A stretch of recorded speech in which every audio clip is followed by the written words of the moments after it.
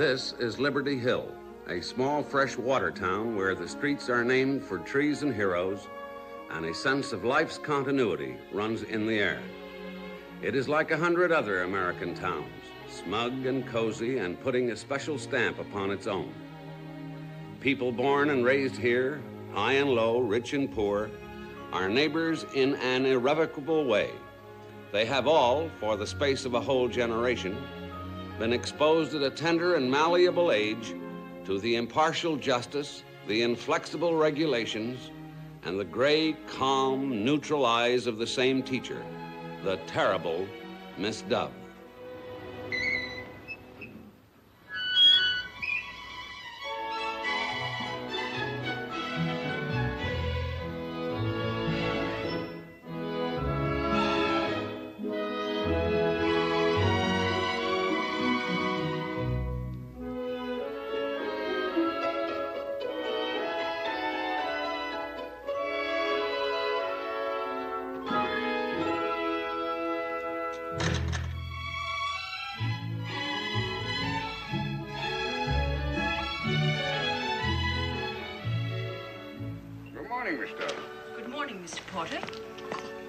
What is that you're using on your lilies? The sulfate of ammonia, best fertilizer on the market. Except for lilies, Mr. Porter. Particularly for lilies, Miss Dove. They will perish.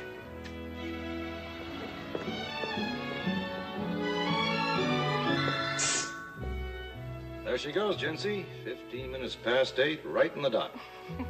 I wish little Who's It, the slowpoke, would copy Miss Dove and develop a sense of time. But who could stand the strain? Imagine birthing a baby that in any way resembled the terrible Miss Dove.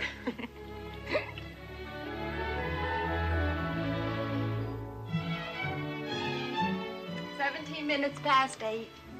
Eat your oatmeal, Davy, dear. Miss Dove just went by. You don't want to be tardy. Oh, puke. The oatmeal stinks. Then excuse yourself and get off to school. Yes, sir. Excuse me. Go on.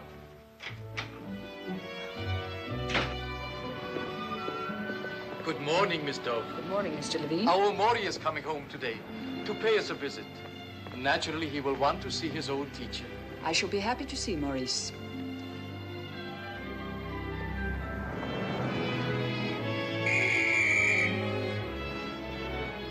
Good morning, Miss Dove. Good morning, William.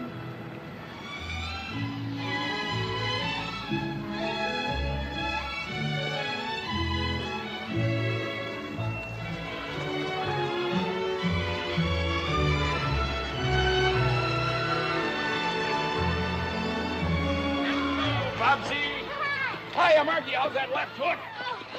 Top of the morning, Peggy. How's my best girl? Hi. Atta girl. Well, little sister. Why, what a pretty pink dress. It's orange, Mr. Fizzy. My mother made it. She did. Isn't he cute, the small fry? He ought to have just oodles and dozens of his own. I mean, it's a shame such a family man never married. Good morning, Miss Dove. Good morning, Mr. Don, Skibby. send me a fast one. Oh, nice try, Mr. Spiffy. Let me caddy for you. Oh, please don't bother, Miss Elwood. Spring's certainly in the air. Boys playing baseball, state proficiency test coming up.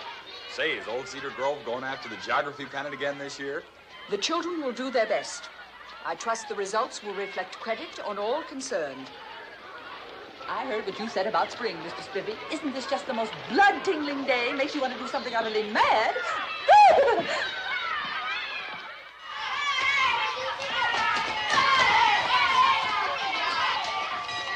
Good morning, Miss Dove. Good morning, Carrie. Good morning, Miss Dove. Good morning, Carrie. Good morning, Miss Dove. Good morning, Robert. Good morning, Miss Dove. Good morning, Mark. I forgot my handkerchief. First things first, Harrison. Good morning, Miss Dove. Good morning, Harrison. You may provide yourself with the tissue from the box on my desk. Good morning, Miss Dove. Good morning, Margaret.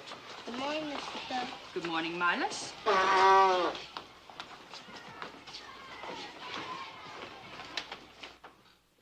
Attention, please. The lesson will begin. We will continue with our study of the dietary habits of animals. Bears like honey. They are also fond of red ants, which have a flavor similar to that of pickles. Robert, you know what to do, Robert.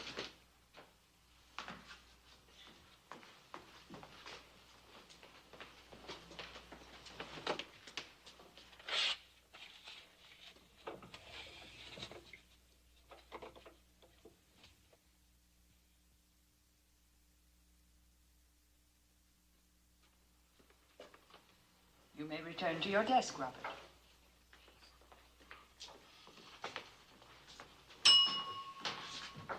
We will resume. The camel is not a pretty beast, but he can go many days without water. Margaret, for the remainder of the class, you will occupy the posture correction stool.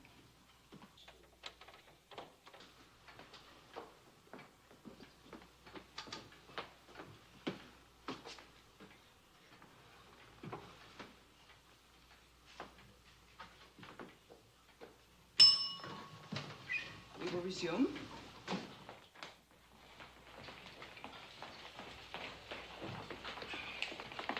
Hey, you better tank up. The camel is not a pretty beast, but he can go many days without water. Ah, who's afraid of that old stick? Good morning, Miss Duff. Good morning, David. The proficiency tests prepared by the State Board of Education will be held next Monday. Therefore, I think it would be advisable to utilize this period for review. No, David. You had ample opportunity to quench your thirst before the beginning of class. Take out your books, please.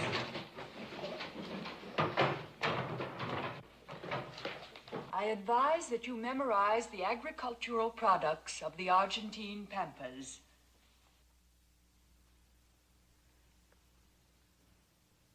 Strange, sharp pain. Probably a muscular spasm. If I tranquilize my mind, it will pass. I will think about the Alps, white, clean, rising above Lake Lucerne. Come back, Victoria. Hellfire and damnation. You will remain after class, David. Yes, Miss Dove.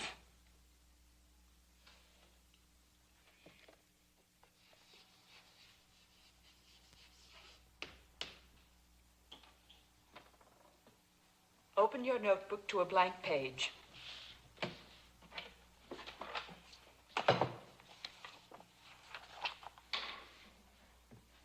You will copy that sentence 20 times. You mean before lunch? By the time you have finished, the cafeteria will still be open.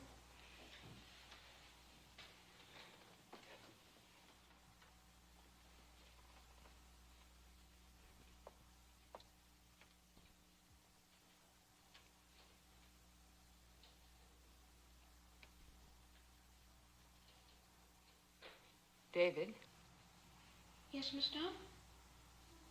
is your father likely to be home? But I'm doing the sentences, Miss Dove. Answer my question, David.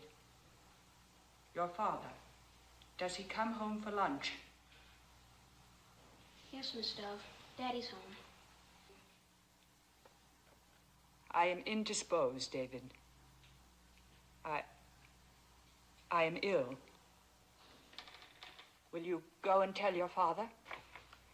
Ask him to call young Dr. Hurley. Mention this to no one. David, do not loiter. Run. I'll take the shortcut to the vacant lot, where the old bank used to be.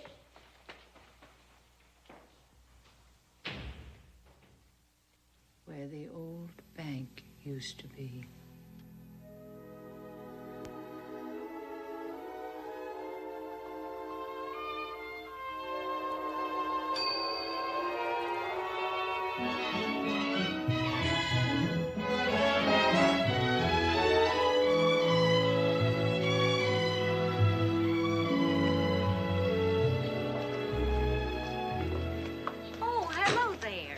from school? Good afternoon, Mrs. Aldrich. I returned this morning. Good, we missed you. Welcome home, my dear. Nice to see you. Thank you, Dr. Hurley. It's nice to see you. And how is young Dr. Hurley? The lad celebrated his 45th birthday yesterday. His 45th? Yes. Look at her, John. By Jove, hasn't she something that sets her apart? It's like the delicate glaze that is the difference between fine porcelain and ordinary ware. Well, that Miss What's-her-name's school on the Hudson should have given her something. It certainly costs enough. Not half as much as it cost your father to send you to Harrow and Oxford. But money has nothing to do with it. Quality can't be given nor purchased. That girl was born to do anything at all.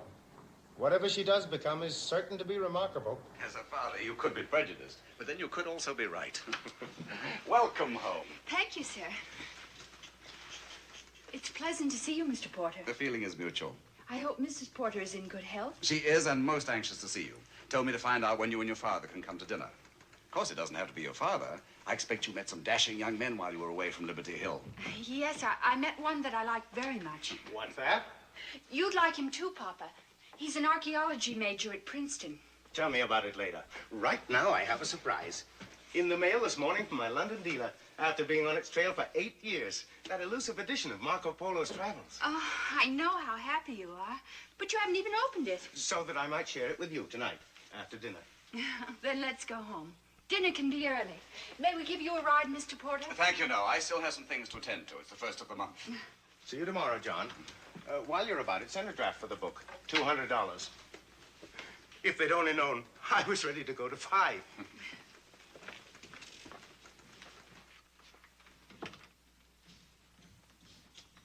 $200.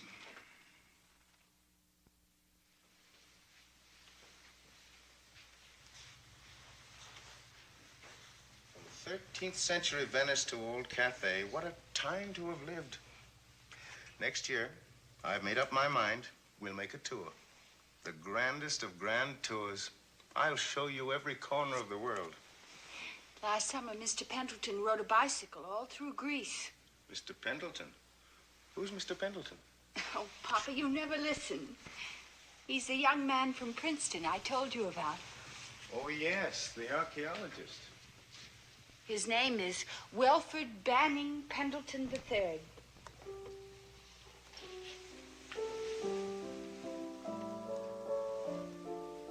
Lovely, my dear.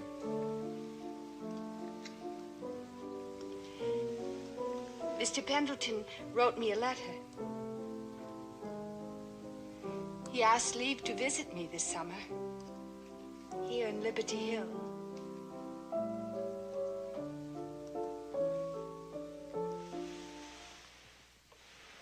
Papa!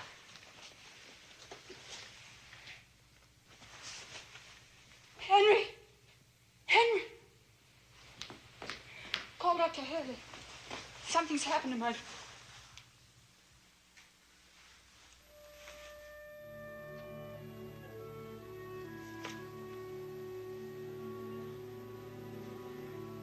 Too late for Dr. Hurley, Miss Dove.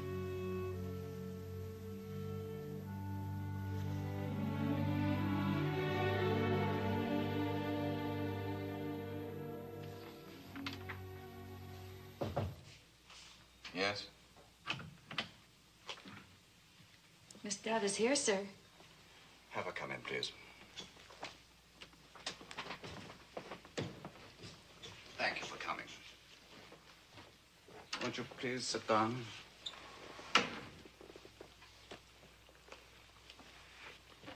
What I must tell you is as painful to me as it will be for you.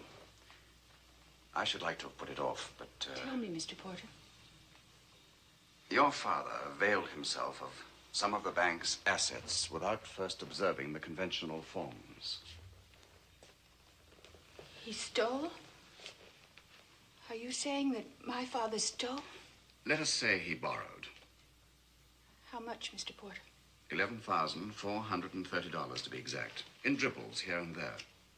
No more than he could have hoped to return one day. $11,430. This must be repaid at once. By whom?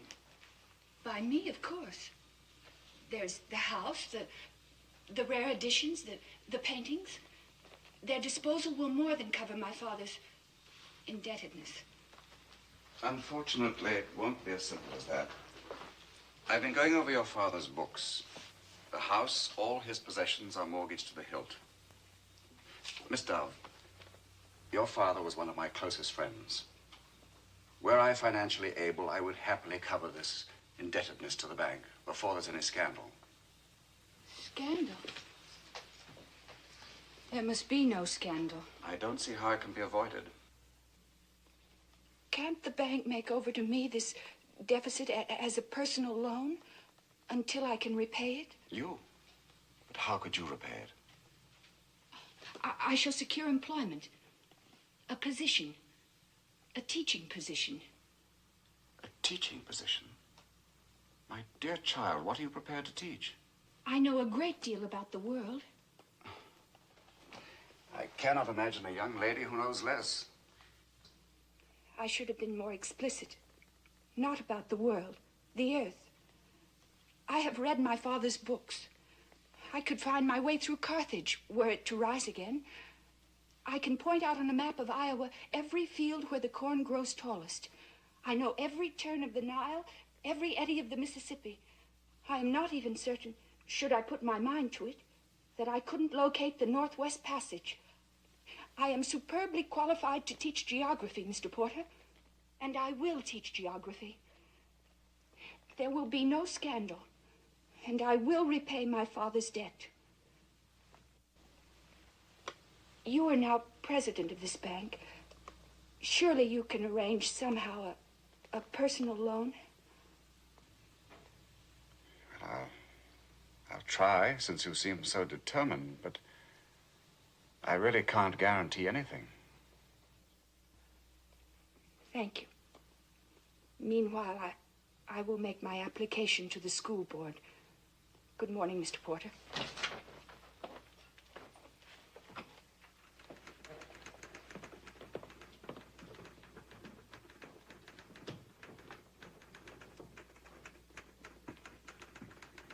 Is there anything you wish, Mr. Porter? Yes. Get me the superintendent of schools. Yes, sir. Dear Mr. Pendleton, the news that you have been awarded a fellowship by the Carnegie Foundation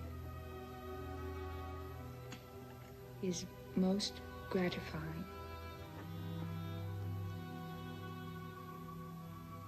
Much to my regret, the death of my father will prevent my receiving you this summer. Mail, Mr. Pendleton. Thank you, Ames.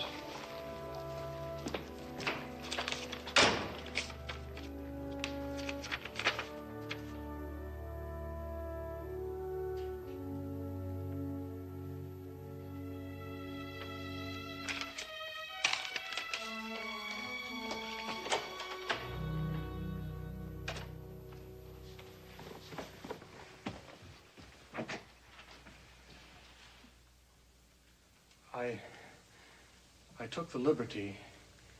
I had to express my sympathy in person.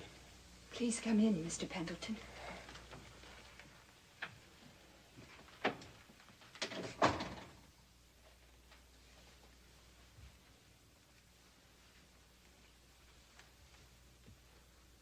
Now that I'm here, there's so little I can say. You've said it very well, Mr. Pendleton.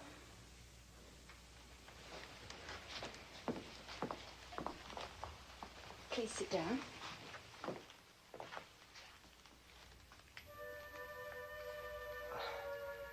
Welford's an awful name, isn't it? But must you call me Mr. Pendleton? My friends call me Wolf. I don't suppose you'd care to. No. But I should like to call you Welford. Thank you. Just what does the Carnegie Fellowship mean, Welford? A full year in Tibet with the Archer expedition. Tibet. You'll see the Himalayas. We'll sail down the Brahmaputra, and then Lhasa. Lhasa. One of the oldest cities in the history of men.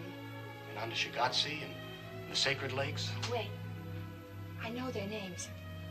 Mansarowa and Roxtail. Right. Then we'll follow the ancient route to Kashmir and the Tarim Basin. Mr. Pendleton, Welford, how I envy you.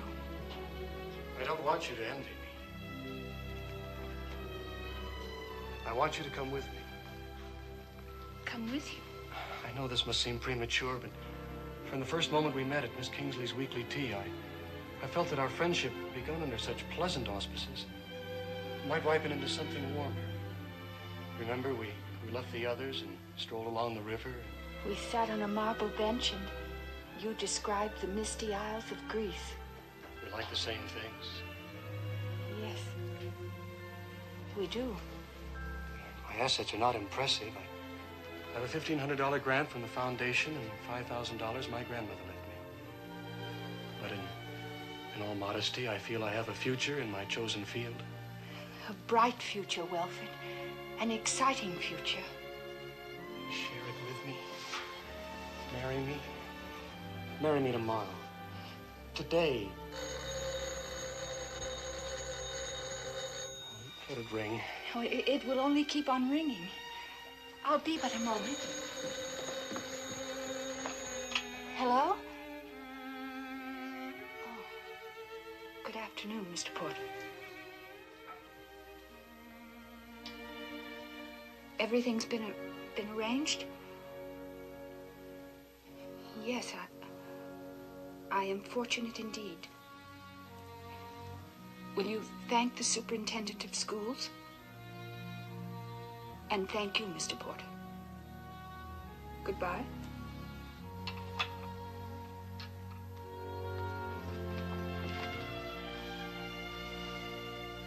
Well,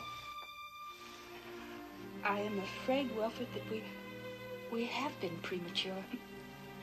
That we've let ourselves be carried away by the spell of far-off places. We have placed too much importance on the coincidence of similar interests. I'm asking you to marry me. I'm sorry, Welford, but my future is here. Here in Liberty Hill. There's someone else? There is something else. I, too, am about to embark on a career. Please wish me success in mine, as I do you in yours.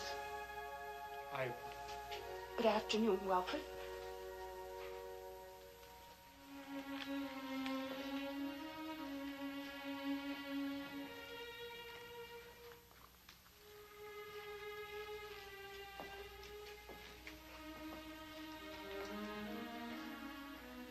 It was kind of you to come. I will always be honored by your proposal.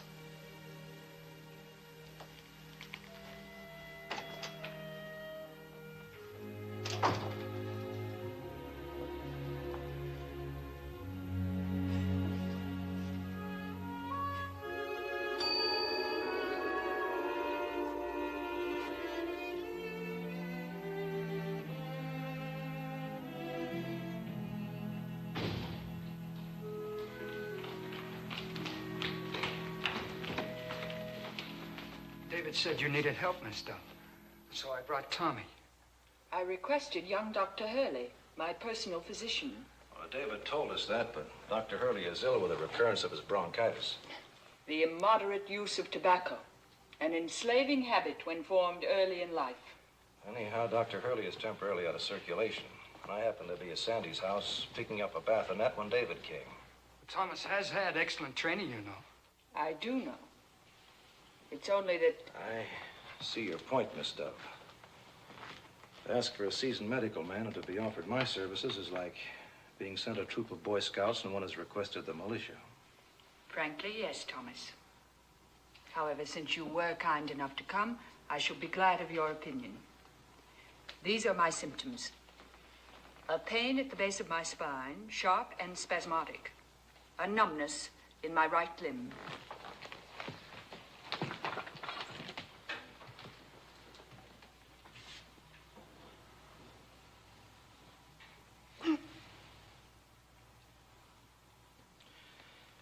that so? Was it bad?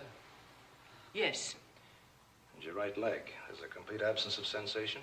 My limb has gone to sleep. As soon as I move about it. But that's what I can't allow. Did I understand you to say can't allow? That's right. And pray, what is your diagnosis? I haven't one yet. We'll have to get you to the hospital and right away. I'm sure that is quite unnecessary. Young Dr. Hurley. He's flat on his back. Believe me, it is quite necessary. Next week, perhaps. At the moment, I cannot be spared. The state proficiency test. Not next week, not even tomorrow.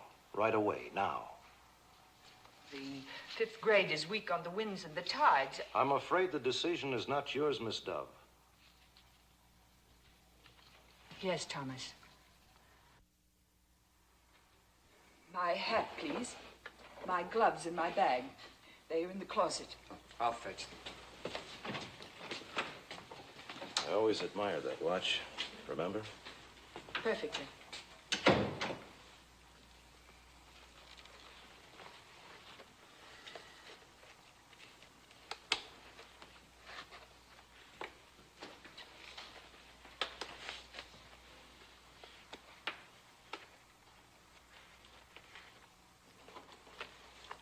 I await your convenience, gentlemen.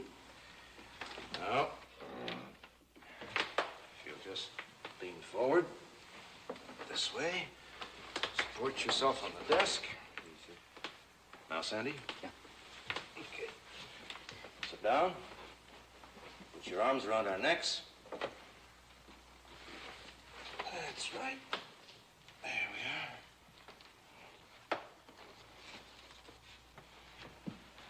You may go, David. Yes, mister. Spine straight, Miss Dove. Don't wobble about. It is not my custom to wobble. Low bridge. Forward march. David, pick up my things, will you? Yes, sir.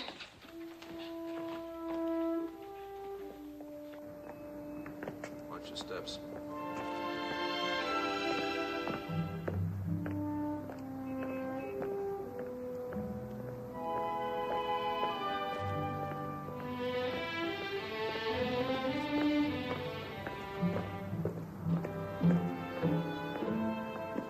Afraid to put her in the car. It might be too much of a jolt. I'll have to carry her. Think you can make it? Well, if you can't, chum, after all, I'm only 3 months your senior. What about Miss Dove? She'll do, so long as she keeps her spine rigid. Being neither absent nor deaf, and in complete command of my faculties, I should prefer not to be discussed in the third person. Our apologies, Miss Dove. And you have no objections? I defer to your judgment. You have defined my responsibility. I shall keep my spine rigid. Good.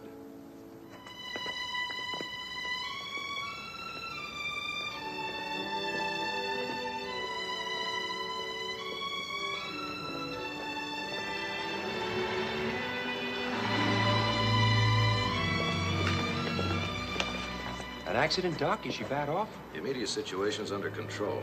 But scoot over to the hospital and tell them I want a private room. Say I'm not asking for it, I'm telling them. Yes, sir.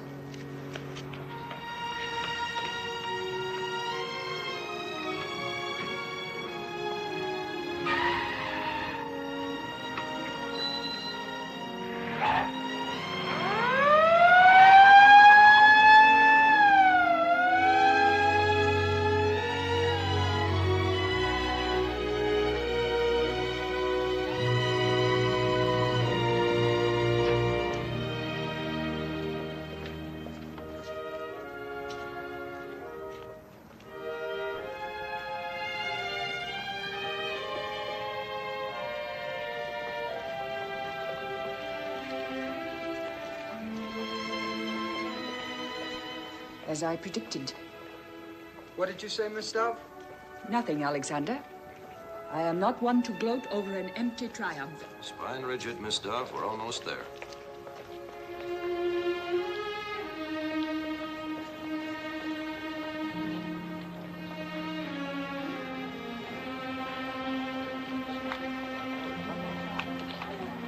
Let's go. Miss Dove will be all right.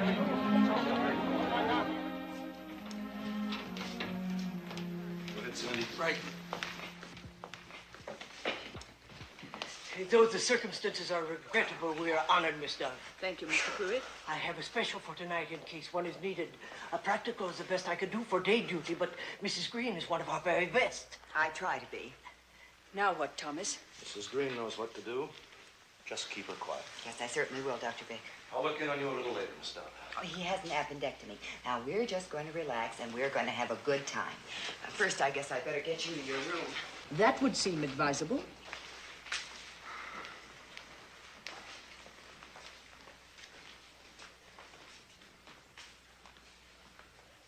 Now, we'll take off our clothes, and then we'll feel more comfy. The pronoun we is misleading, unless you propose to take off your clothes, too.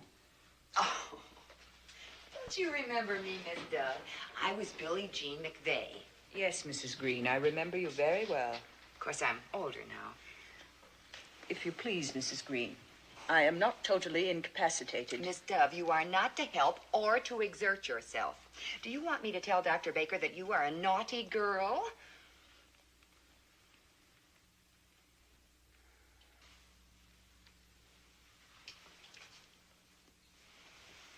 Something for after the bath to keep our skin soft and sweet.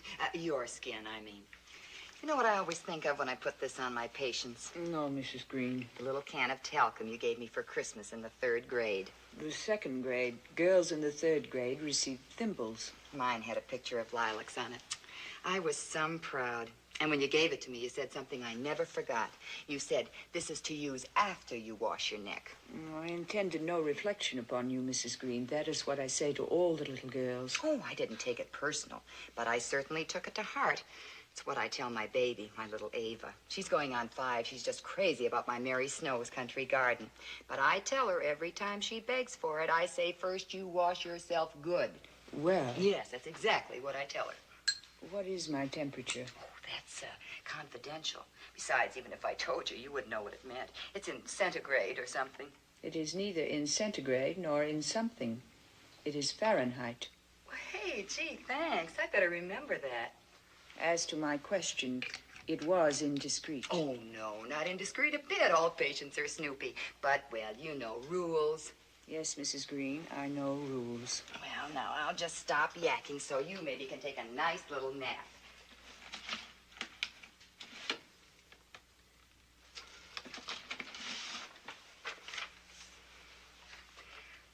About that country garden, that perfume we were talking about.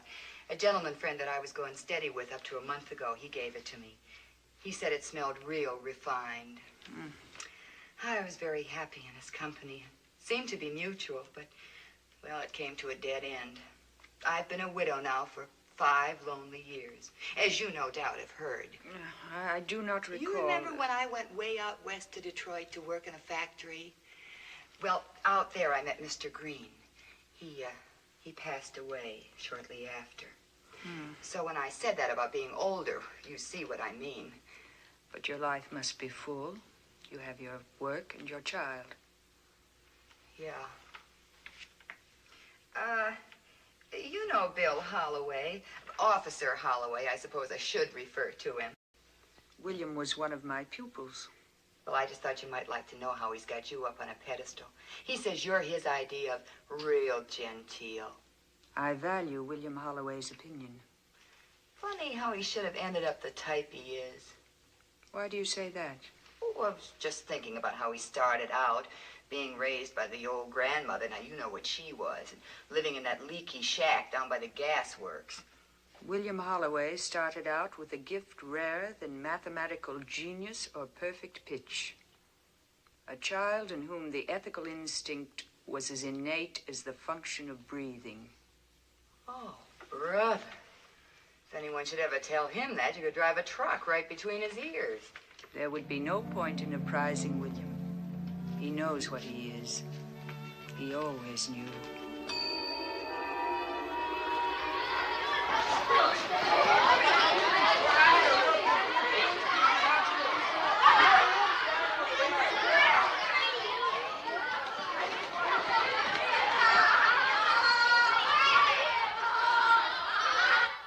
The last desk in the 3rd row. Thank you. Come along. Good morning, Miss Dove. Our little Jackie. Good morning, Jacqueline. I want to go home. Her daddy all over again. Awfully S-W-E-E-T when she wants to be and awfully B-A-D when she doesn't. I will conduct you to your desk, Jacqueline. Good morning, Mrs. Wood. Well, Miss Dove, if at first we don't succeed. Good morning, Mrs. Makepeace. Good morning, Frederick. Why, Freddie, where did they come from? Pepperdine's Market. But we wanted... We picked them up as we passed so he could bring you a present. It's all right, Miss Dove. We have an understanding with Mr. Pepperdine. On the way back, I'll tell him to put them on the bill. Thank you, Frederick. However, I prefer that you do not make a habit of bringing me gifts. Dear, you heard Miss Dove. She doesn't want any more of Mr. Pepperdine's apples. You may take the desk you had last year, Frederick. It isn't that he's backward, Miss Dove. It's only he doesn't take anything seriously. Would you please give him your special attention? All my pupils receive my special attention, Mrs. Makepeace. Is that child entering Cedar Grove? Apparently. Then I beg you, Miss Dove, keep Freddie on the other side of the room. Oh, I believe in democracy and all that, but I don't want him to catch anything. My seating arrangements are alphabetical, Mrs. Makepeace. But, Miss Dove, it's that Holloway child. Surely, Miss Dove, you know that boy's background. His grandmother is the most notorious... I am not interested in my pupils' backgrounds. I am interested in their basic traits of character. Good morning. I am Miss Dove, your geography teacher. I know your last name is Holloway, but I do not know your first name. It's Bill. Can I come to school? Most certainly, William.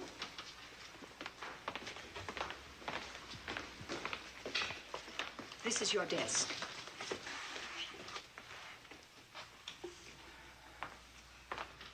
Good morning.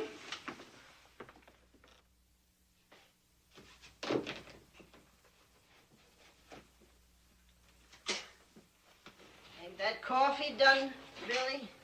I'm getting it for you now, Grandma. It'll be a cold day when Kelly's cheap joint sees me again, let me tell you. Insulting me in public. Taking away my credit just because I owe him a few lousy bucks. And then threatening to call the cops just because I give him a piece of my mind. I bet you could hear me in the next county. Where'd you get that from? The 5 and 10, Miss Schultz gave me a dime to go to the store. Ain't she got a nerve? Considering her and me don't speak. Goodbye, Grandma. I gotta go now. Where you rushing to? Now, if you can run errands for old lady Schultz, who's got 2 fat legs of her own, you can do a nice little job for your grandmother. No, I'll be late. Now, don't you stir a step. You just take them beer bottles in the yard and dump them. All right. This is the day that nosy dame from the Relief comes snooping around.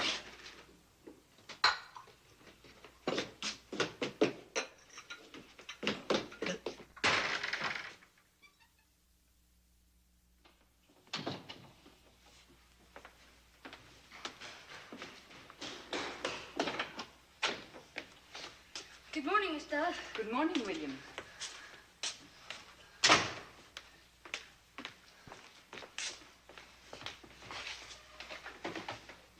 Attention, please.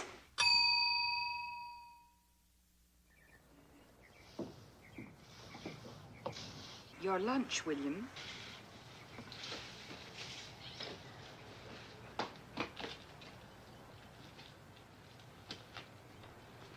Thank you, Miss Dove.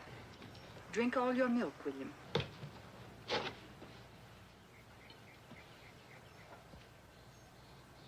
Your work is most satisfactory.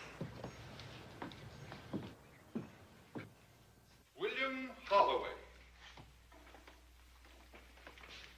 Your certificate of graduation and an additional honor, the good attendance medal. This young man has a record unique in the annals of Cedar Grove.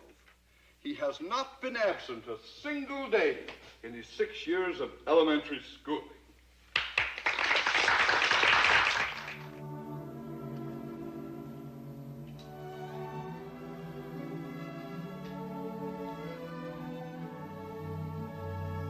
My felicitations, William. I came to thank you for my graduation suit. It was my pleasure. Well, guess I better be going. I shall watch where you go with interest, William. I have faith in you. It was always so clean in here. Like this was where I really lived. That's why I never missed a day.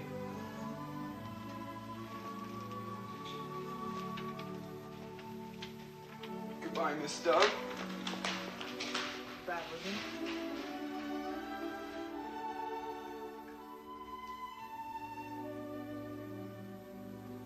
I do not worry about him. He will find his way.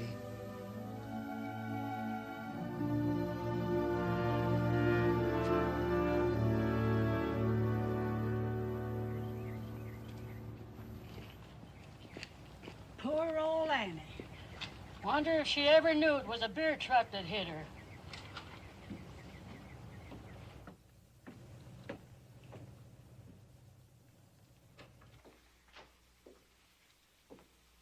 William,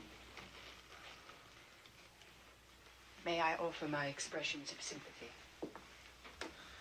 Thank you, Miss Dove. She did the best she could. She didn't have my opportunities. Her troubles are over. Will you be riding with me? Yeah. I should like to accompany you, William, if you wish. Thank you, Miss Dove.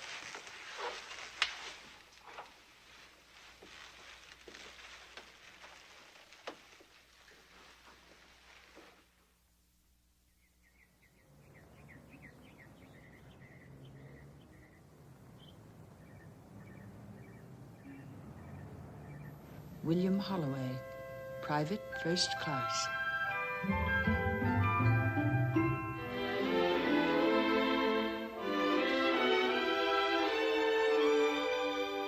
Corporal William Holloway.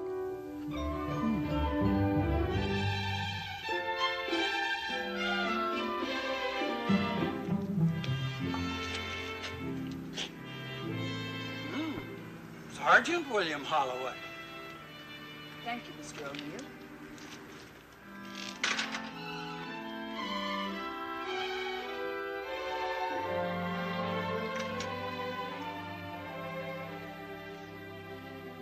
These sure are, they're delicious, Miss Dove. What's in them? Only bread and butter, William. When did you return? On the 3:45. I made a beeline straight from the station, mainly because I wanted to see you. Also, I need your advice. I am honored, William. Well, this is how it shapes up. Tomorrow I'm out of the Marines. I know it's pretty late. What would you think if I use my GI educational allowance for living expenses and finish school? I should approve. And then what, William? Oh, this'll throw you for a loop. I mean, surprise you. I've been thinking about entering the field of law enforcement. I'd like to be a first-rate cop. I mean, a good police officer. A worthy ambition, William. I shall continue to follow your career with interest. Thank you, Miss Dove.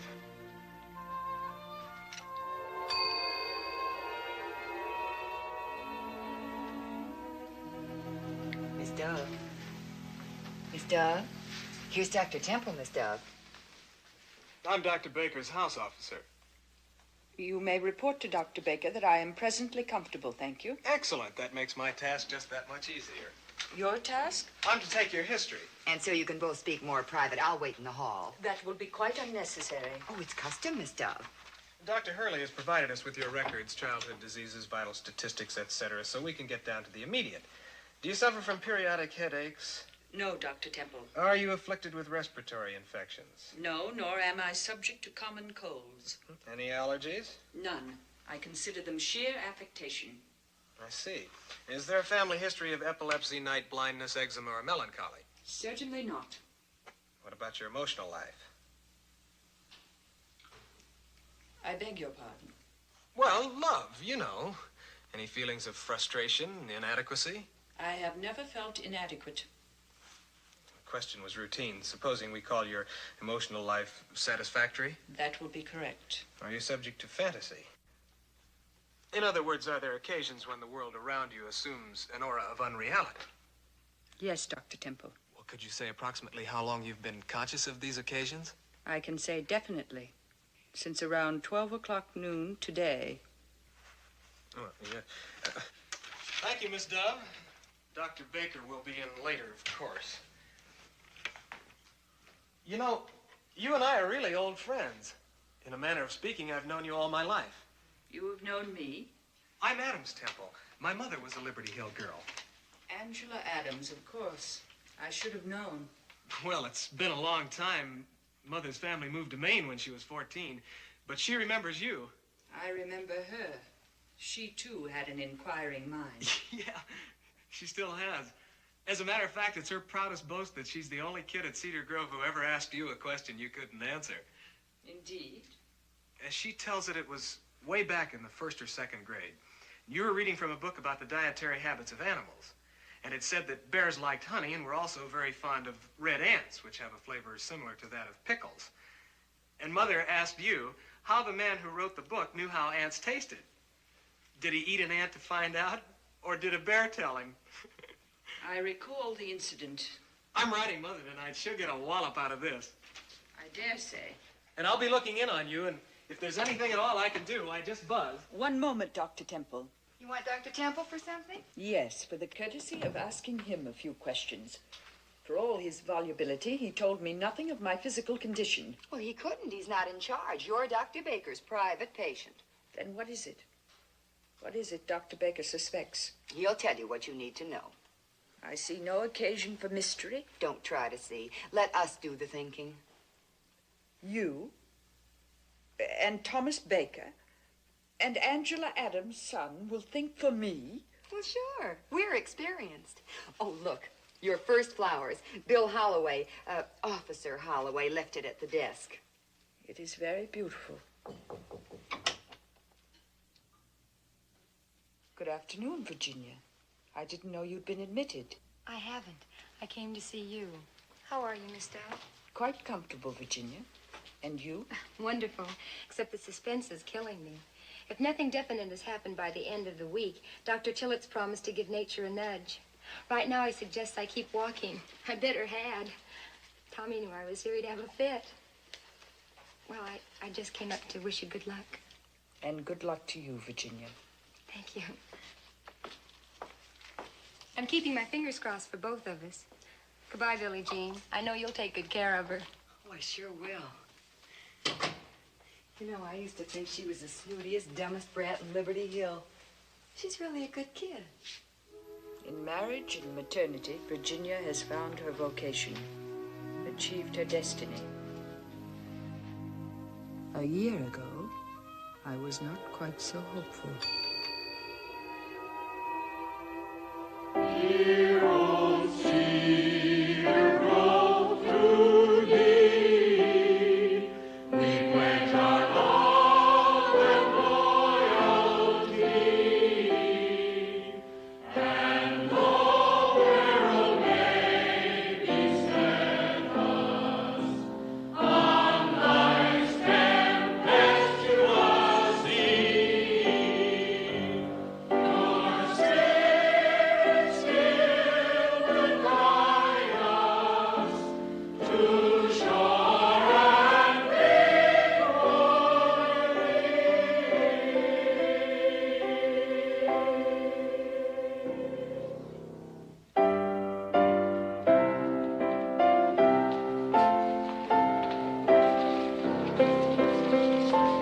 Seems only yesterday since we marched down that aisle. You too, Jency, didn't you? Come on, quick now,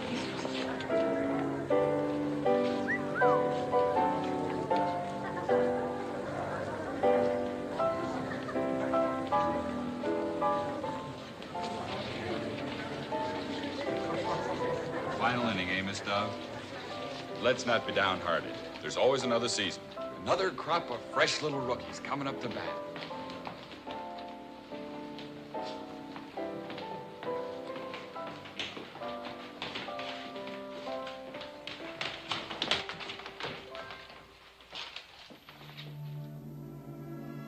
For 6 years, I pruned and polished them. I tried to blow into them the breath of purpose. I do not wish them back. I wish only to believe that they will do well without me.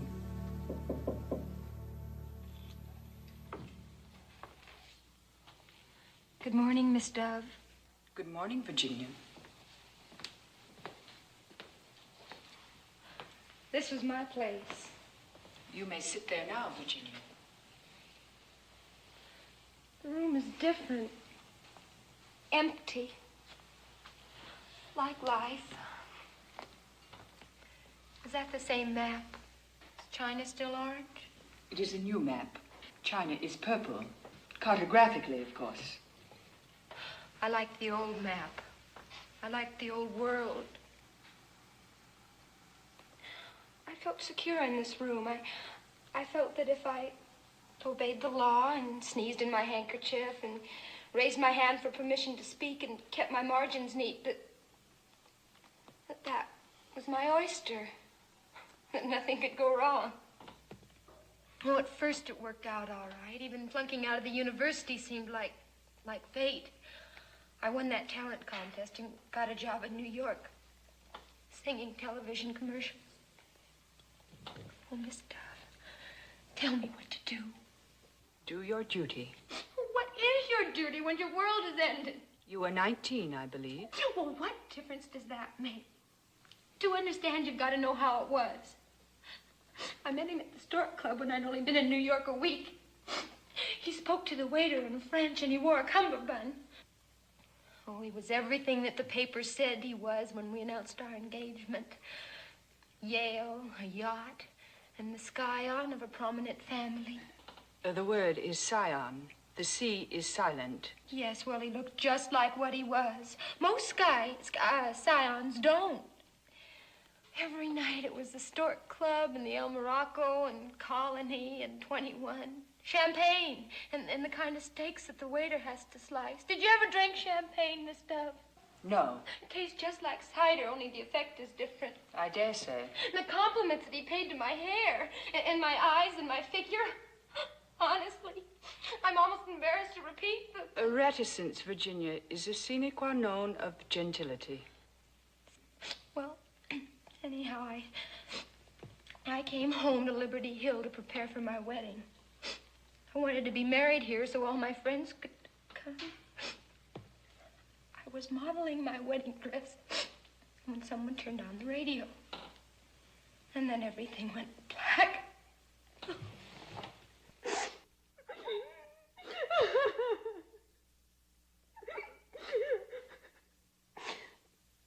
The next day I got a telegram. It said, "Gorgeous, only you can understand." Could you? No, I still can't. Can you? Certainly. Have you a handkerchief, Virginia?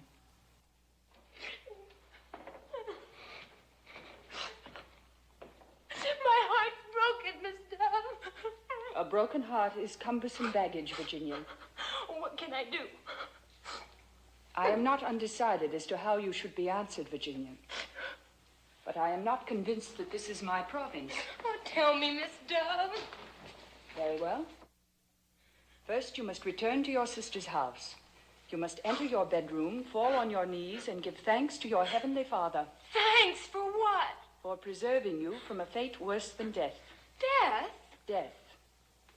It is evident that the young man to whom you had given your affections discovered that his feelings for you had altered. He had, however, an honorable avenue of escape. He could have requested you to release him from his commitment. Instead, he proved himself a coward and a person of low principles. I thought there was something wrong with me. Your fault lay in rashness of judgment. His lay in dishonor. After you have expressed gratitude to the power that kept you from a disastrous alliance, you must consider your duty to your neighbor and yourself. You must find a useful occupation. Do you think I could teach? Decidedly not. But there are other spheres of service. Oh, I might be a nurse? You might. Good morning, Miss Dove. Good morning, Thomas. I thought I'd drop by for old time's sake.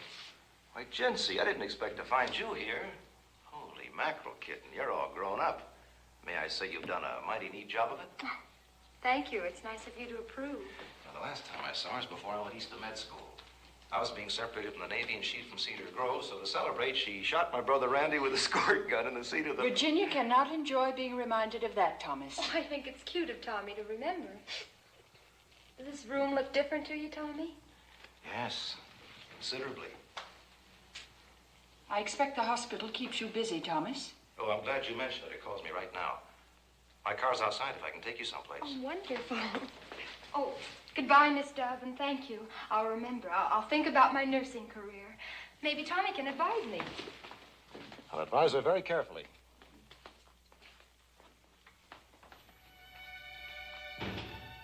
I am 54. I won't have to retire until 67. If they don't tarry, and from all indications I don't expect they will, I could take their first child straight through to graduation. That child will need me.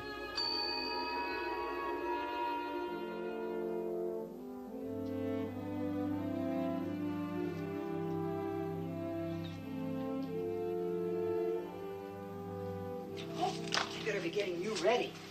For what, Mrs. Green? Don't you remember? For night duty, you got a special order. Those dames like nothing better than to throw their weight around as far as us practicals are concerned. The least little thing and they squawk downstairs. No, a small town's not my cup of tea. But I have a sister living here, and I was between positions and needed a rest. I only took your case as a favor to the superintendent. I'm interested in the theory of nursing. In my extensive training, I feel I'm wasted on the daily routine of the bedside.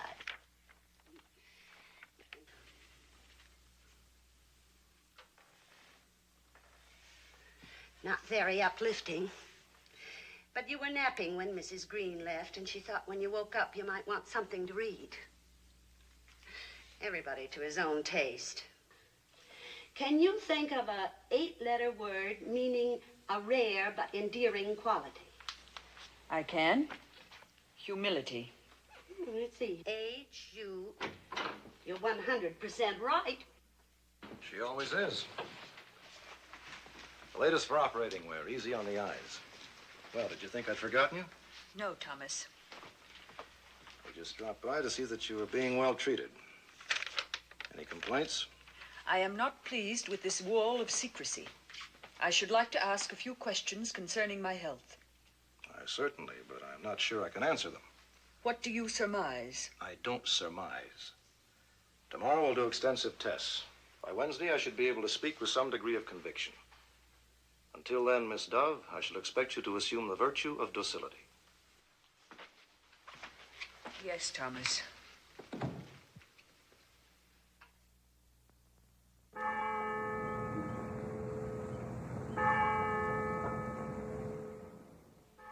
Now, we're all sorry that Miss Dove is in the hospital, but we're not going to let her down. We're going to go right on with our geography work. I will take her place. Now, we're all members of the same team, and our quarterback has been injured in scrimmage, and I'm going to go in and sub for her. Now, I'll call the same plays she would call. Now, of course, I don't know these plays as well as you do, so when I'm offsides, I want you to let me know, okay? Okay! And we're all in there pitching together? Yeah!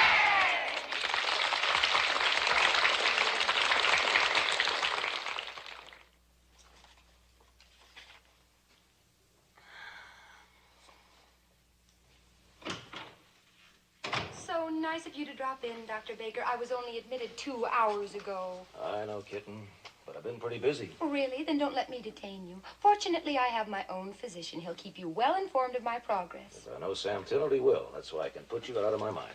Why, Tommy Baker, of all the callous, inhuman, heartless, have you forgotten that I'm in this hospital to have a baby? Your baby, our first baby. No, I haven't forgotten. I've been thinking about it all morning. I'm the happiest, luckiest guy in the world. But by what a narrow squeak. How much she had to do with it. How much who had to do with it? Miss Dove. A terrible Miss Dove. Without her, there'd have been no Thomas Baker. No beautiful Mrs. Baker, no little Who's It Baker. What did she have to do with it? That time in the South Pacific after my ship was bombed. Floating for days in that raft, no food, no water.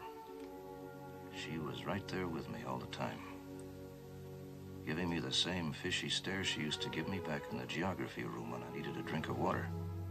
So to make my supply hold out, I pretended I was back in old Cedar Grove. Even when the water was gone, I kept on pretending. I'd think, the bell will ring in a few minutes. You can last a little longer. Well, I lasted. They picked me up and gave me a medal. She rated that medal. Tommy, is anything awful the matter with Miss Dove? I'm due back now for more tests. We won't know till tomorrow. Don't worry about me, Tommy. Don't give me a thought. I'll look after little Who's It.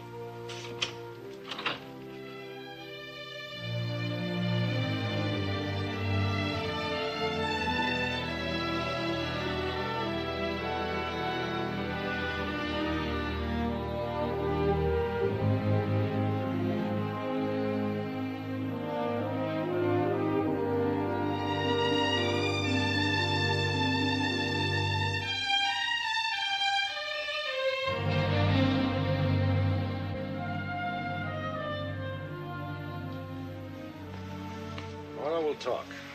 Until then, I want you to put all this business out of your mind. Thomas. Now, we mustn't worry about tomorrow. We must do like Dr. Baker says. Goodness gracious, it's a regular greenhouse.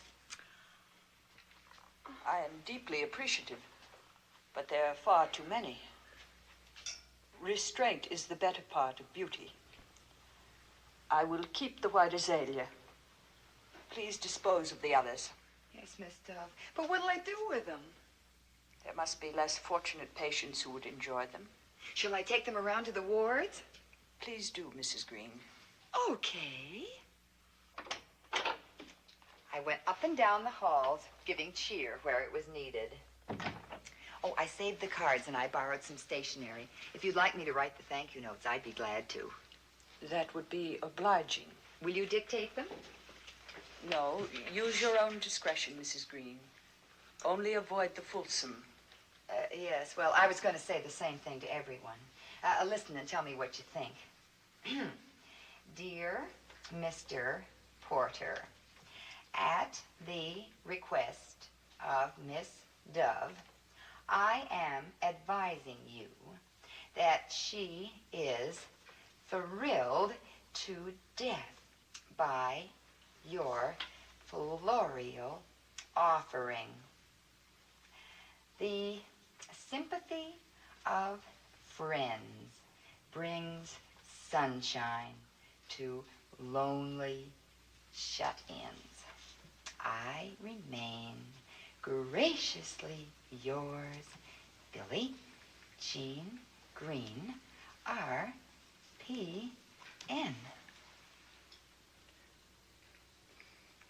What does RPN stand for? Registered practical nurse. I made that up. But how's the letter? It is very, very genteel. Oh, gee. Honest, Miss Dove?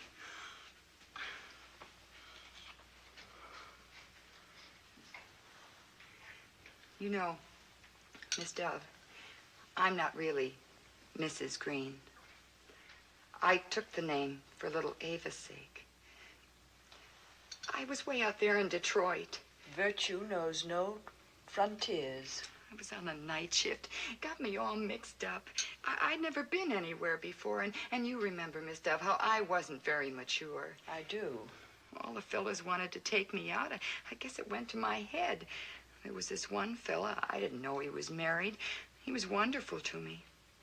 Anyhow, before I knew it... There is no need to elaborate. Oh, he was so good-looking and big, and I was so homesick. You know how it is. I do not know how it is, but I know that right is right and wrong is wrong.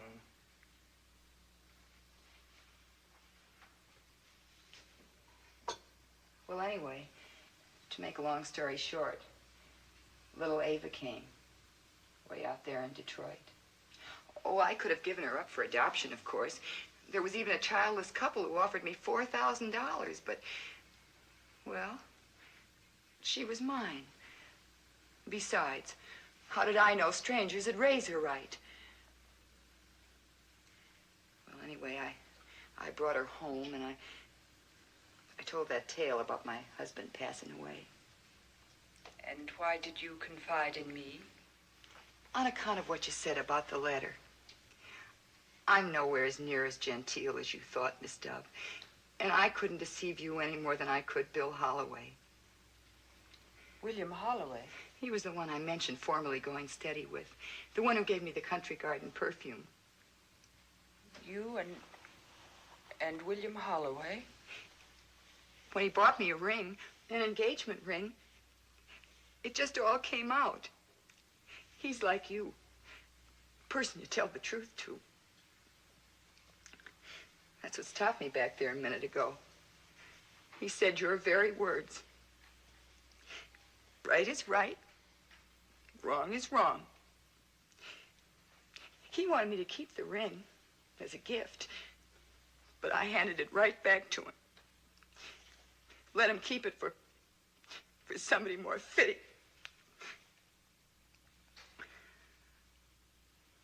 Well, knock me for a loop I won't ever recover from. But I guess I'm one of those that have to learn the hard way.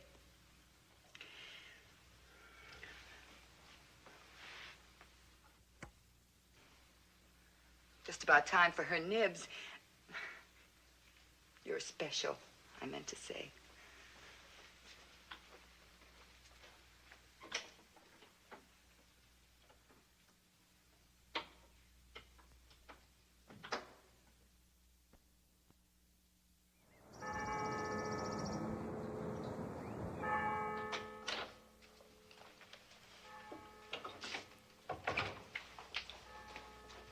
From the 3rd grade. It's Cedar Grove. The work is laudably neat. You may place it on the dresser. Isn't it sweet? When do you think we may expect Dr. Baker? Now, we're not to worry. Remember, no news is good news. Maybe that's him now. Miss Dove's room, Mrs. Green speaking. Who? I will inquire. 2 out-of-town visitors would like to pay their respects. One telephoned to ask permission. The other is waiting in the lobby. Who are they? Well, they're not birds of a feather, as the saying goes. One is Mr. Maurice Levine, the famous New York stage play writer. The other is Fred Makepeace. I suppose you know where he resides. They are my former pupils. I shall be glad to see them both. Miss Dove will see them. Both. What? Mr. Makepeace was so sure of his welcome, he's already on his way up. Now, I don't hold with giving a dog a bad name, but neither do I believe in taking chances. Good morning, Miss Dove. How you doing? How do you do, Frederick? Do you know Mrs. Green? Hiya. You may be seated, Frederick. I'm not over the hill, on the lam, or anything like that. What I mean is, when I read you were sick, I went to my gang boss. As boss, the only teacher that ever learned me anything is in the hospital. I want the day off to go visit her. And he gave you leave? The green light, just like that. Why, sure, Fred, he says. I know I can trust you. I am gratified to hear that. Maurice Levine, Miss Dove expects me. Come right in, Mr. Levine. How are you, doll? Miss Dove? Quite comfortable, Maurice. These are for you. How very thoughtful. Thank you. Recall a face, Rab? Fred Makepeace. You're a fan, kid. You're a press agent. And do I swell up when I hear your name mentioned by Winchell and Ed Sullivan and read it in all them New York columns? Well, thanks, Fred. And do I lay it on with the guys out at the joint, too? Oh, really? Yeah. You made it, kid. And when I hear some commie jerk belittling this country, I say to him, just look up my pal Rab Levine and ask him if he doesn't think the good old USA is still a land of opportunity. The best, no doubt about it, Fred. But I also found the terrible Miss Dove.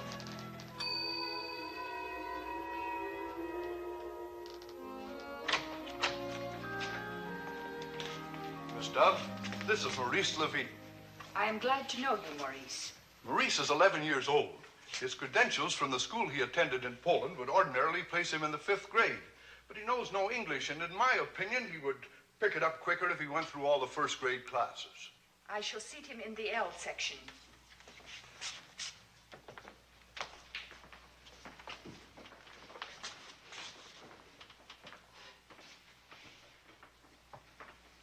Thank you, Miss Dove.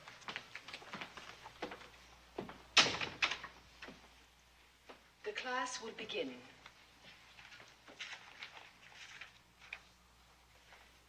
The tiger belongs to the cat family.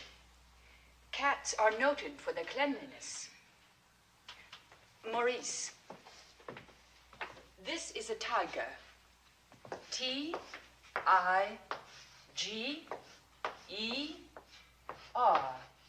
Jo, wir haben gerade einen Tiger in Wasche vergolten. Hat geheißen Sultan. Ist geben sie stolzen Schein und sie Schreck auf den Fell. Aber einmal hab ich gesehen, wer hat gewaschen sein Pony. Punkt wie my mama's alte Katz. Thank you, Maurice. I am sure that was most interesting and informative. When Maurice knows our language as well as his own, we will ask him to repeat it. Old Mrs. Rabbit was a widow. She earned her living by knitting rabbit wool mittens. She also sold herbs and rosemary tea and rabbit tobacco, which we call lavender. When no one was looking, she would also smoke a rabbit cigar. I have no recollection of Mrs. Rabbit indulging in any such vice. Is that on the page you were reading? No, Miss Dove, but it seemed funny to me if she did. You will adhere to the text. Continue, Maurice. Yes, Miss Dove. She had 4 children, Flopsy, Mopsy, Cottontail, and Peter. Here comes that new kid. Sicky whizzicky boo! Sicky whizzicky boo! Come on, gang! Fred! Tommy! What's the matter, Tommy? Why don't you let him alone? He didn't do nothing. Oh, come on, Tommy. It's just for the ducks. Sicky whizzicky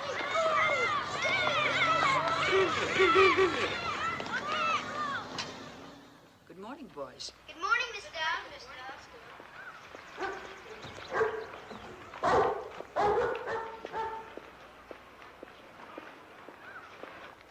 Good morning, Maurice.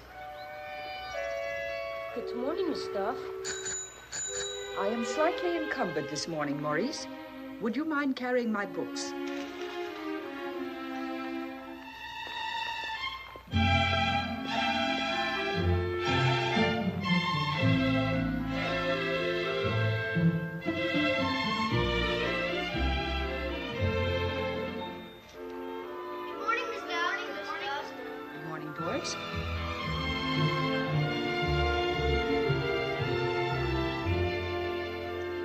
Because of the season of the year, we will consider the country of Palestine, the original home of the Jews, a country we hear much about in church, but of whose sons and daughters we know very little.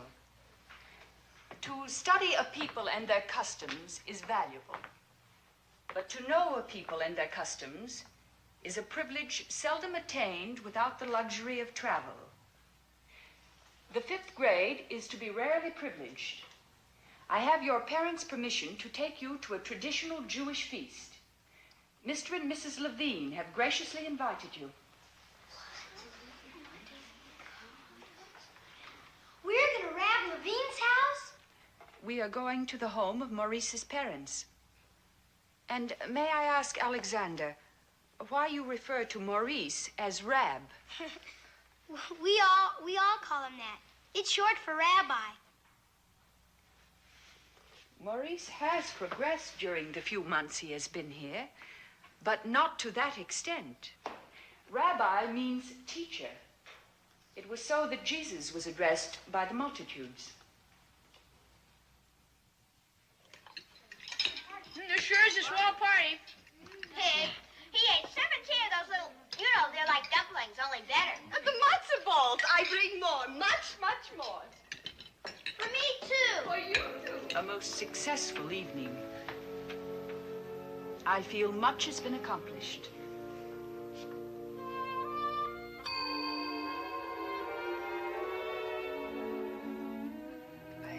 neglected writing you, Maurice, to thank you for the orchid and the plane ticket, and the privilege of being present at the opening night of your play. What happened to you? Why didn't you come backstage? I returned on the midnight plane. It was imperative that I be in my classroom the next morning. Boy, what a kick that must have been, huh? Seeing old Rab's name up there in electric lights. I bet you were proud. As Maurice's former teacher, I was gratified by his worldly success. Ouch. Then you didn't think too much of my play. I am not a critic, Maurice. But with more than 300,000 words at your disposal in any unabridged dictionary, it did not seem necessary for you to permit your characters the use of expressions that were frequently inelegant, often profane, and, unless I misinterpreted their meaning, occasionally improper. Thank you, Miss Dove. Next time I'll try to be more meticulous. Discriminating. Yes, Miss Dove. Well, what gives with you these days, Fred? I guess you don't get the courier no more. I'm on the roads. Acting or selling? Mostly digging with a pickaxe. Well, you seem fit and happy. It must agree with you. Well, sure. Plenty of exercise, good plain food, 12 hours sleep each night. Frederick Makepeace is paying his debt to society. Oh, I see. No big caper, Rab. I just got in a jam and had to pass a little paper to tide me over, which would have been nothing if I hadn't borrowed this convertible from a parking lot and happened to wreck it. Well, life can be rugged. Not too. The judge would have let me off with a fine and an SS. A suspended sentence. But I didn't know where to look for the dough, and probation never really sent me. It makes me nervous. Yeah, I can imagine. It ties you down. You can't make plans. So I decided to do the stretch. I only got 6 months left. Well, how come you're on the loose? Well, Frederick was paroled for the day on his own recognizance. Oh, well, fine. Then you're free for lunch. As a bird? Well, it'll be old home week. Sandy Vernon and I, we're meeting at the club. The club? Huh? Oh, am I living?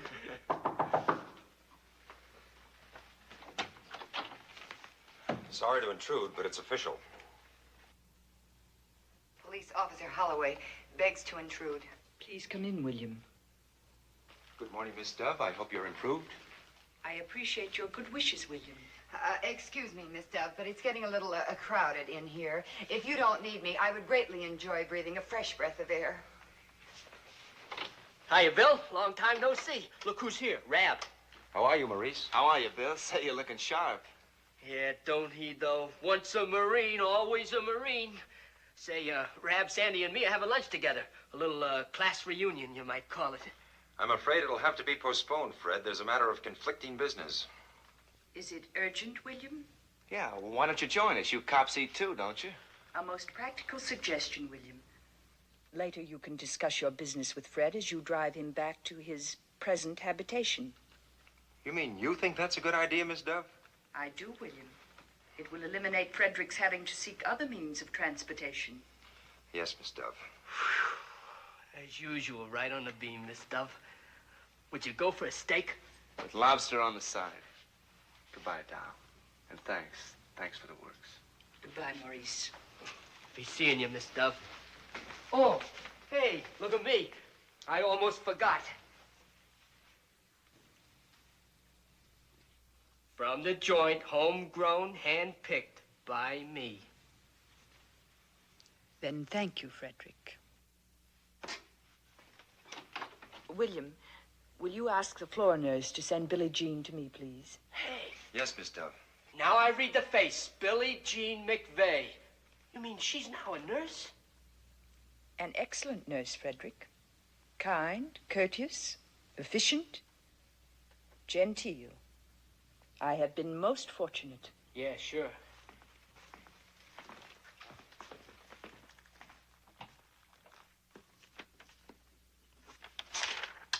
Oh, gee, it's late. Dr. Baker will be here in a few minutes. I want things to look pretty fine. Now, I'll just go out and get us some nice, cold, fresh water.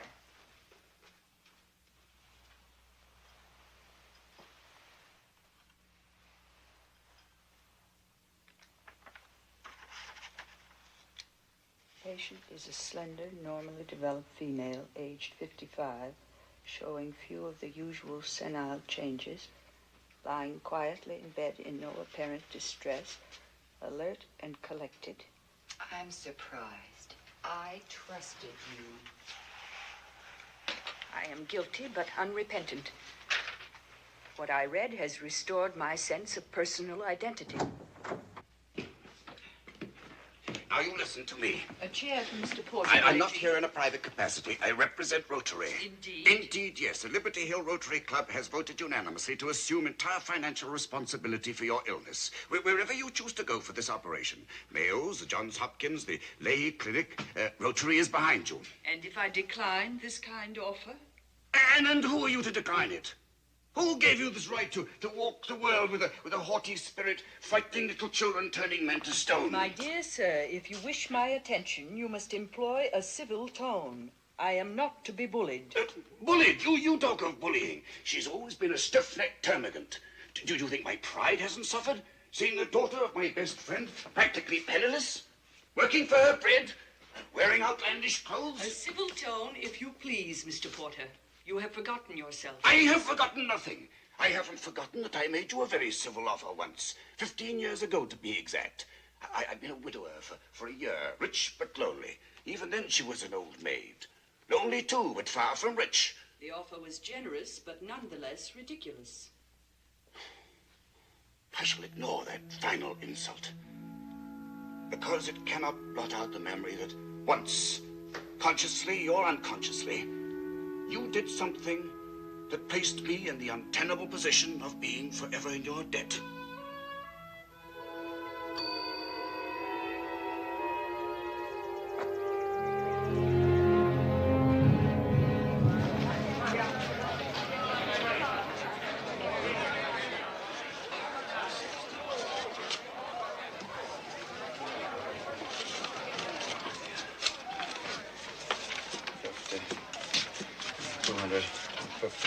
This has been going on since 10 o'clock this morning. I don't see how Porter lasted. There was a run on the back at Clayton. My brother was out of town. Oh, and he lost his last dollar. Like a fool, I put it in only yesterday. Hey, look at that. He must have run out of cash. I told you something like this would happen. Excuse me, please. I wish to make a deposit. Ed, we've been friends. If I can just hold out until tomorrow. Friends, nothing. I'm withdrawing every penny. To be exact, $6,572. Since your transaction will undoubtedly take a little time, Mr. Prouty, and mine will be brief, I'm certain you will extend me this small courtesy. Are you nuts? I've been here since 1... Thank you, sir. Good afternoon, Mr. Porter. Good afternoon. A pleasant day for February. Yes. Miss Dove. A distinct touch of spring in the air. Miss Dove.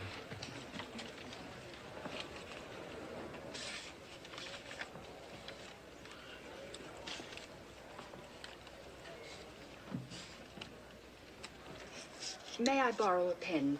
Mine has gone dry. Of course. Thank you.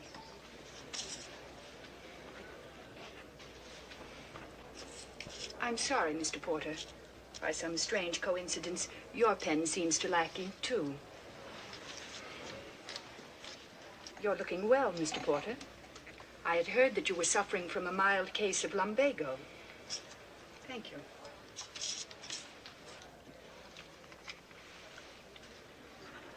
It's been a bad month for the colds. So much unseasonable weather might account for it.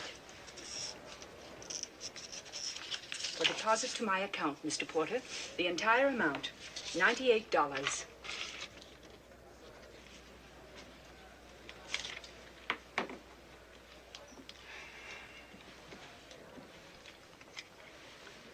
Thank you, Mr. Porter. Thank you, Miss Dove. You can't do this, Porter. You'll not get away with it. Mr. Prouty, do you expect Mr. Porter to violate a federal law? This is a federal bank. He is compelled to close at 3 o'clock. You and I, Mr. Prouty, all of us here in Liberty Hill, will live to see the merit of this law.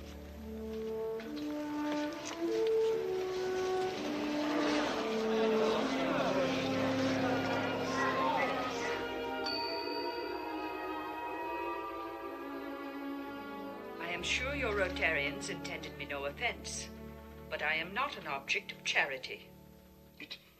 It isn't charity Liberty Hill offers you. It's respect.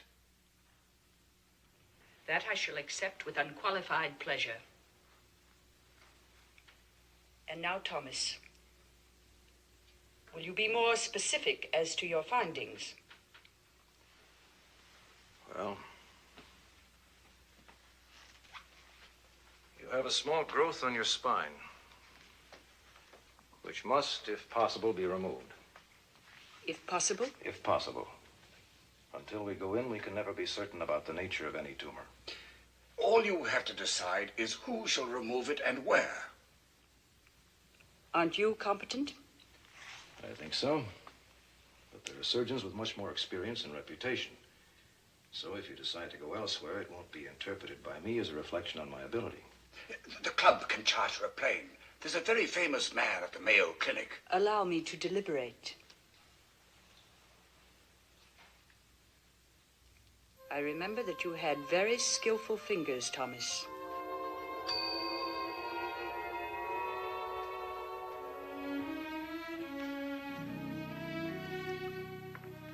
You have very skillful fingers. Do you think you can put it back exactly as it was, Thomas? Yes, Miss Dove. I did it once before. Then do it again. Yes, Miss Dove.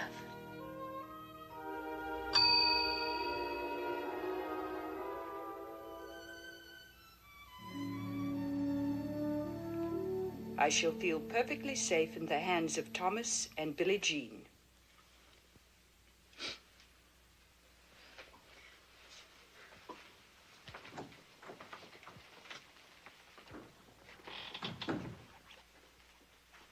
Now that the air is clear of emotion, we can resume our discussion. What do you propose? Let it be done tomorrow. As you used to tell us, I know what I used to tell you. What is the procedure? This is what will happen. This evening at 8, you'll swallow a capsule. You'll sleep soundly. So soundly that the next morning when you're given a hypodermic, you may not even know. Certainly you won't care or shouldn't. You'll be taken to the operating room and put under general anesthesia. Because of the position of the tumor, the operation may be lengthy. In that event, the anesthetic will be prolonged, and so might its after effects. It may be well into Friday before you finally awake. Where? What? Where will I awake? I don't know, Miss Dove.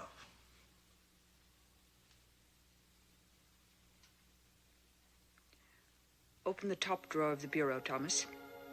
Give me my bag.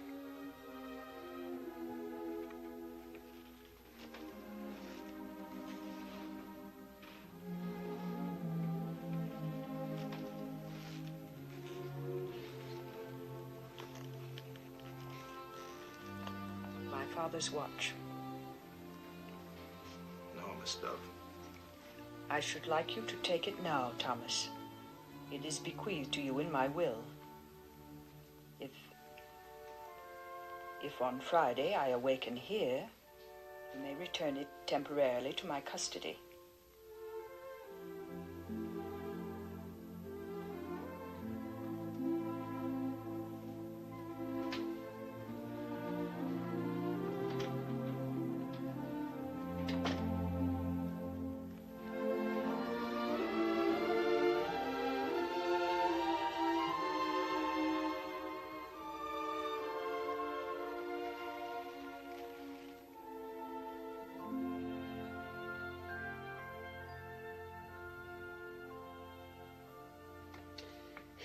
The battle I put up with this cuticle of mine. You have the same trouble? I have always considered the care of the nails exclusively a boudoir function, and certainly not a very stimulating topic of conversation. I beg your pardon. I'm not supposed to be up, but I simply had to know how you were feeling. There have been some recognizable developments, Virginia. And you? Glory, like the night before Christmas. This time tomorrow, we'll know what it looks like, if it's a boy or a girl.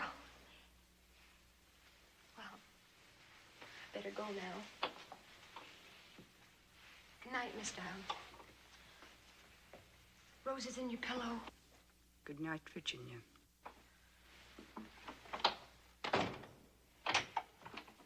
Hello, Miss Dove. Dr. Temple, would you be writing to your mother tonight? Why, yes. Yes. Then will you kindly inform her that red ants have a flavor not similar, but exactly like sour pickles? They do? Did a bear tell you?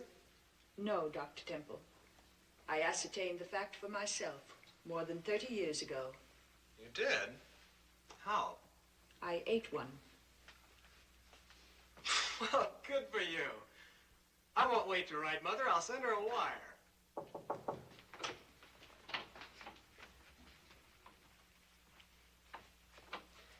I'll leave you with your pastor.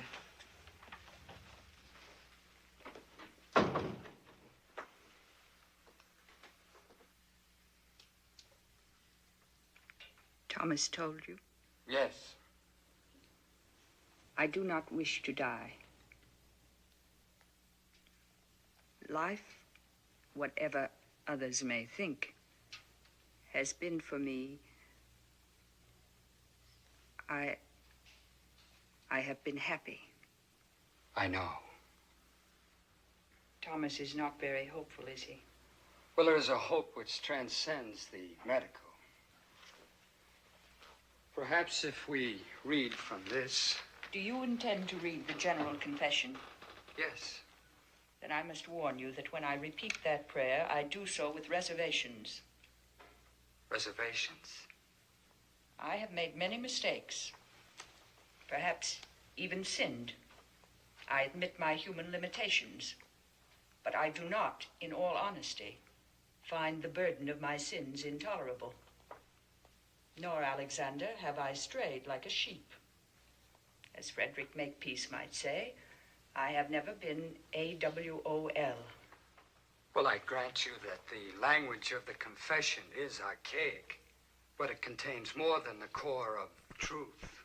All of us. No, I have never spoken hypocrisy to my Maker, and now is scarcely a propitious moment to begin.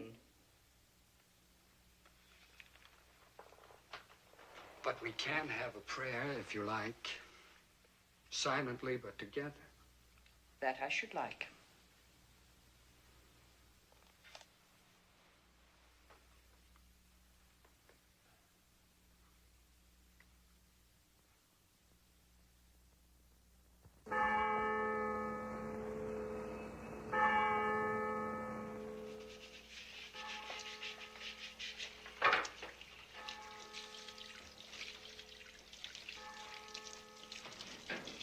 The parson and the copper in the lobby.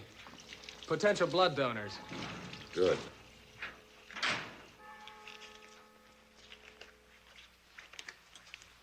Okay. Okay, Tommy. All right.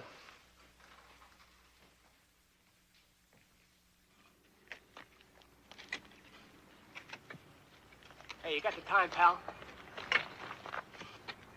10 after 10. But what do you care with 6 months added for that stroll you took yesterday?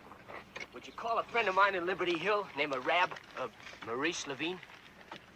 Only cost you 4 bits, which I'll pay you. Then reverse the charges, huh? This guy's loaded. Get back to your digging, Makepeace. You're fresh out of privileges.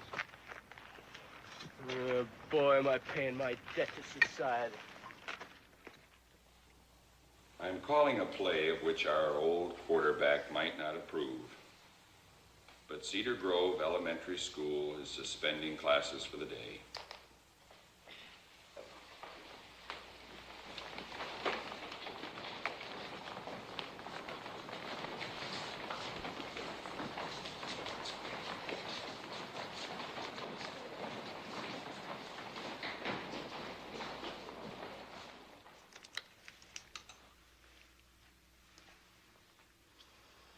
It's more extensive than I thought. Have Holloway and Burnham stand by. She'll need blood, and plenty of it. Yes, Doctor.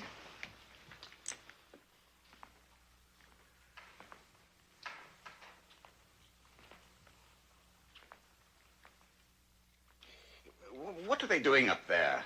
Oh, don't they know? Oh, Mr. Porter, you know Tommy's doing his best. Now let's stay patient and full of fortitude. You two just sit tight and I'll take a little snoop around.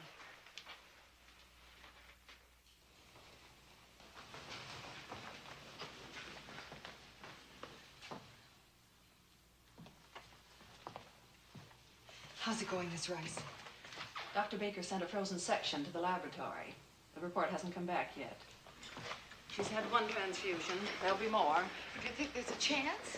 A nurse has permitted no opinions, Mrs. Green.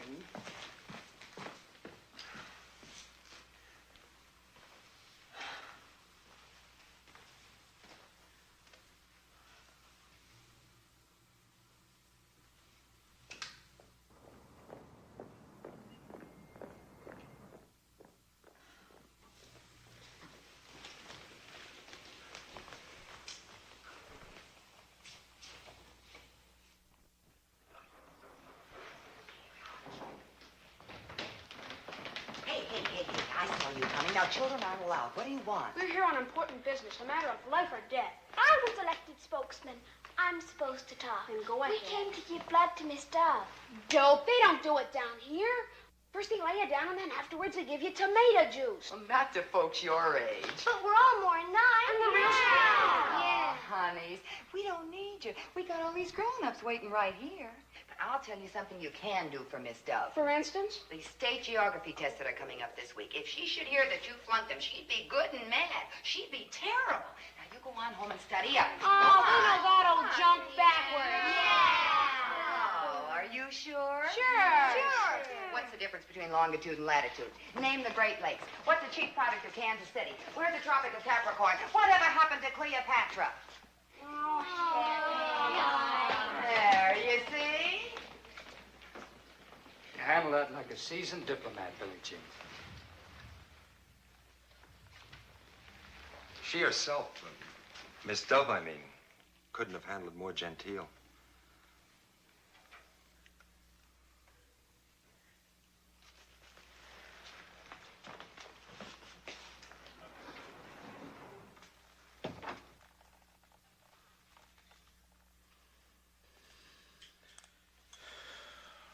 That's it. Take over.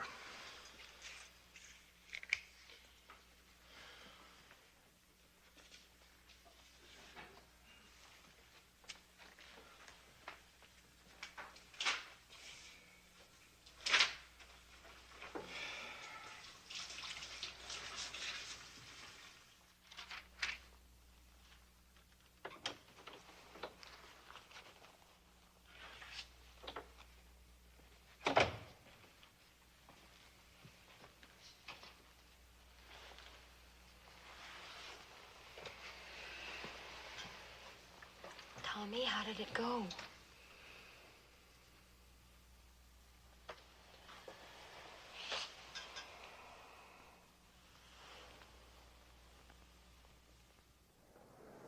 Oh, come on, girls. Break it up. Let's pull ourselves together. Oh, I give up figuring out women. Yesterday, they were clawing Miss Dove apart. There wasn't anything she ever did right. It was a terrible Miss Dove. And now look at him. Oh, shut up, Joe. And you, too. You weren't brought up in Liberty Hill, and she wasn't your teacher. And if she had been, you wouldn't have that repulsive habit of chewing your necktie when you have something on your mind. Yes, she'd have broken you of that the way she broke me of chewing my pigtails. And I was counting on her to break our Susie of chewing hers. What comes back to me plainest is the day I told her she was nuts.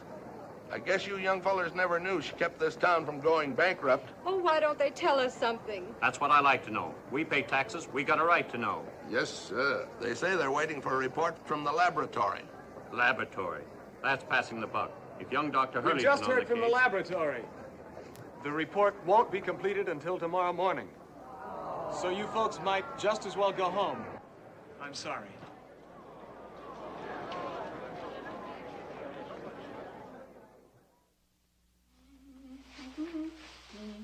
Oh, cut it out, will you, Bert? Things are spooky enough around here tonight.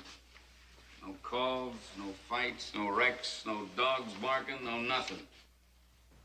And you're no eye-opener, neither. You don't even know her.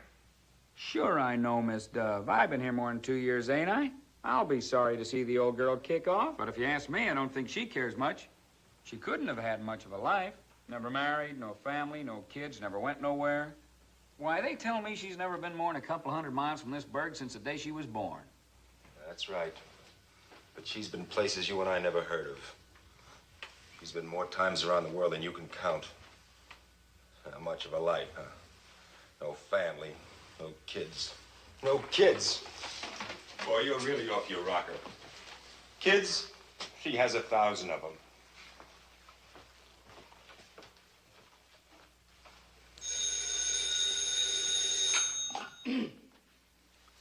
Police station, Mitchell speaking. Oh, hello, Warden. Fred Makepeace. On the loose again? And you think maybe he's heading for Liberty Hill, huh? Yeah, sure thing, Warden. We'll be on the lookout for him. All right. Good night. I wonder what's the big attraction in this burg for a petty thief like Makepeace? Well, I tell you, I don't know.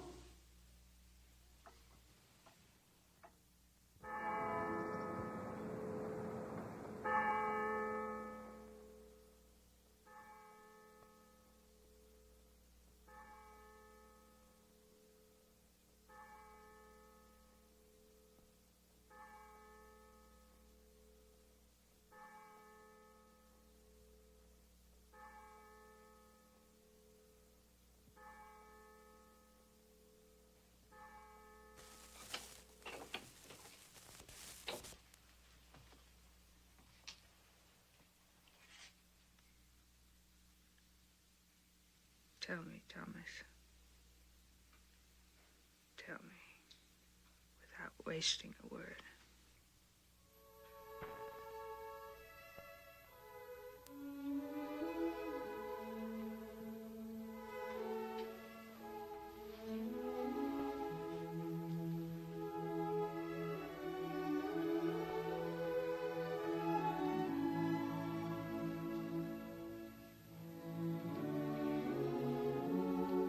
And Virginia? Twin boys. Cetaceans, Thomas. Already they look like they're full of beans. You'll have your hands full, Miss Dove.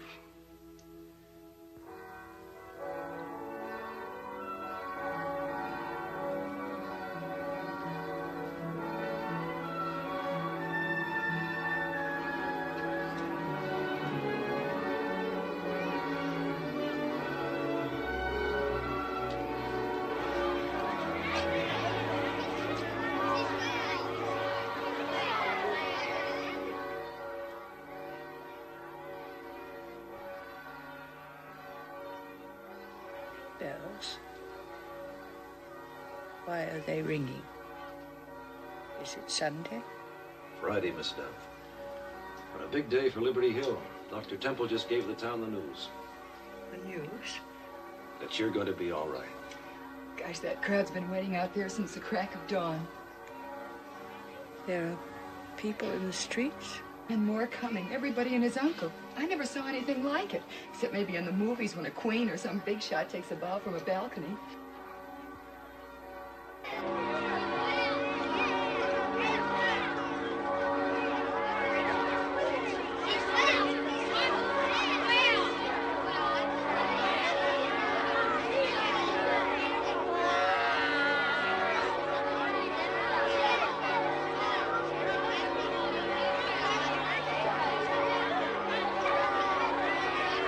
Just coming up, there's Mr. O'Neill, the mailman.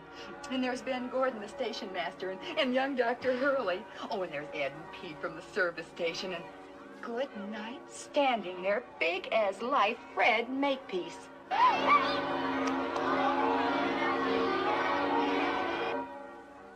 Frederick Makepeace. Oh, don't you worry, Miss Dove. Everything's under control. My Bill standing right next to him. Hey, look over there. Mr. Spivvy's carrying on like he just made a touchdown. And every last kid from Cedar Grove. What did you say? The kids, Miss Dove. Your pupils. There's no school today. No school? But didn't you say that this is Friday? Yes, Miss Dove. And the state proficiency tests will take place on Monday. Thomas, go down at once and inform Mr. Spivvy that the children must return to their classes. The 5th grade will review the winds and the tides. The 4th grade will memorize the products of the Argentine pampas. The 6th grade will study the orographic control of rainfall. at once, Thomas.